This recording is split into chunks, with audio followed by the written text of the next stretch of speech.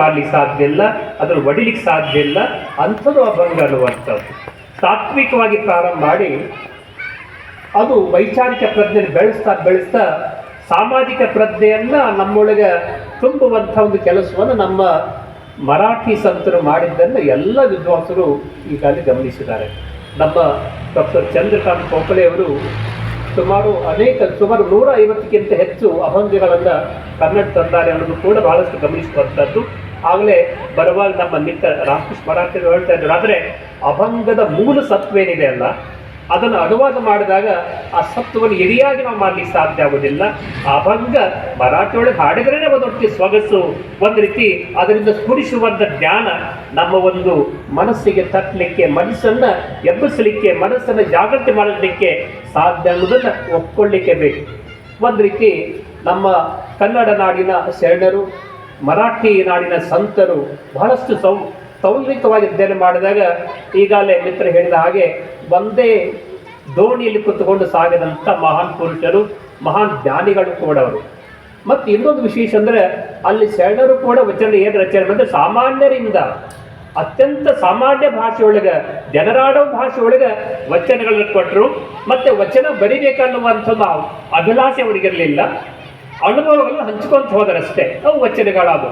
ಅದೇ ರೀತಿ ಒಳಗೆ ಮರಾಠಿ ಅಭಂಗಗಳು ಕೂಡ ರಚನೆ ಮಾಡಿದಂಥವ್ರು ಕೂಡ ಅತ್ಯಂತ ಸಾಮಾನ್ಯರು, ಆದರೆ ಅಸಾಮಾನ್ಯ ಜ್ಞಾನವುಳ್ಳಂಥವರು. ಯಾರಿಗಾಗಿ ಬರೆದರು? ಸಾಮಾನ್ಯ ಜನರಿಗಾಗಿ.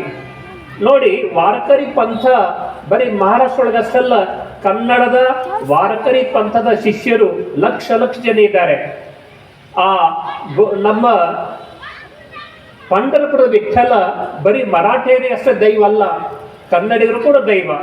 ಪಡ್ಕೊಳ್ಳೋದಕ್ಕೆ ಏನಿದೆ ಅಲ್ಲ, ಕನ್ನಡ ಮತ್ತು ಮರಾಠಿಗೆ ಆ ಪಡ್ಕೊಳ್ಳಿಕೆ ಮೂಲಕ ನಮ್ಮೊಳಗೆ ಒಂದು ಭಾಷಾ ಸಂವರ್ಧ್ಯ ಜೊತೆಗೆ ಸಾಂಸ್ಕೃತಿಕ ಬಾಂಧವ್ಯ ಗಟ್ಟಿಗೊಳ್ಳಲಿಕ್ಕೆ ಇಂಥ ಅಭಂಗಗಳು ಮತ್ತು ವಚನಗಳು ಭಾಳ ದೊಡ್ಡ ಕೆಲಸ ಮಾಡಿದೆ ಅನ್ನೋದನ್ನು ಎಲ್ಲರೂ ಮೆಚ್ಚಿಕೊಳ್ಳಿಕ್ಕೆ ಬೇಕು.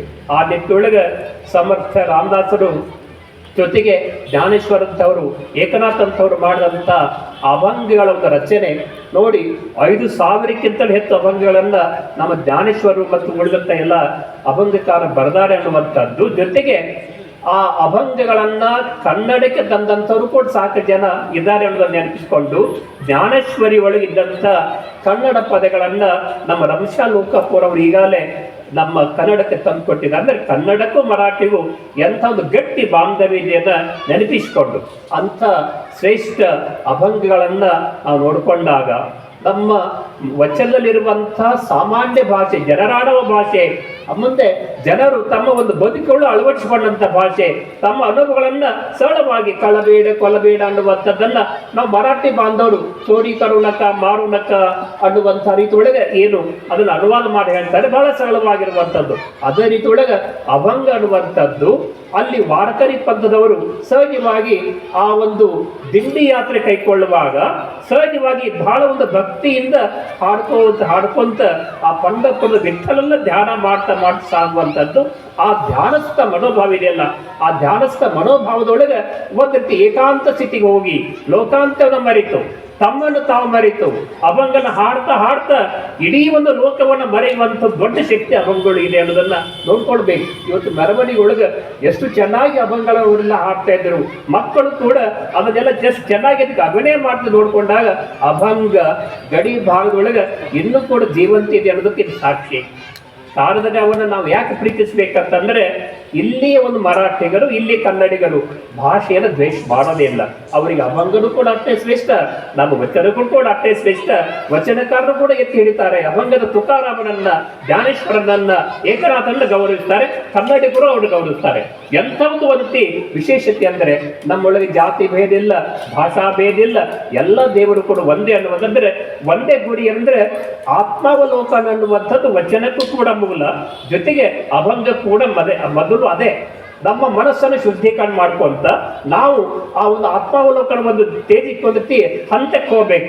ನನ್ನೊಳಗಿರುವಂಥ ಅರಿಷಡ್ವರ್ಗಗಳನ್ನ, ಕಾಮಾದಿ ಕ್ರೋಧಗಳನ್ನ ನಾಶ ಮಾಡಿ ನಾನು ಮುಕ್ತಿಯನ್ನು ಪಡ್ಕೊಳ್ಳಿಕ್ಕೆ, ನಾನು ಪರಿವರ್ತನೆ ಆಗಲಿಕ್ಕೆ, ನಾನು ಪರಿಶುದ್ಧನಾಗಲಿಕ್ಕೆ ಒಂದು ದಾರಿಯನ್ನು ತೋರಿಸಿಕೊಡುವಂಥ ಮೂಲೋದ್ದೇಶವೇ ಅಭಂಗ ಮತ್ತು ವಚನಕ್ಕೆ ಇದೆ ಅನ್ನೋದನ್ನ ಅನೇಕ ವಿದ್ವಾಂಸರು, ಅನೇಕ ಶರಣರು, ಅನೇಕ ಮಹಾತ್ಮರು ಹೇಳಿದ್ದಾರೆ ಅನ್ನೋದನ್ನು ನೆನಪಿಸಿಕೊಂಡಾಗ ನಮ್ಮ ಮರಾಠಿಯ ಎಷ್ಟೋ ಜನ ರಾಜರು ತಂಜಾವೂರು ತನಕ ದಾಳಿ ಮಾಡ್ಕೊಂಡು ಹೋಗ್ತಾರೆ.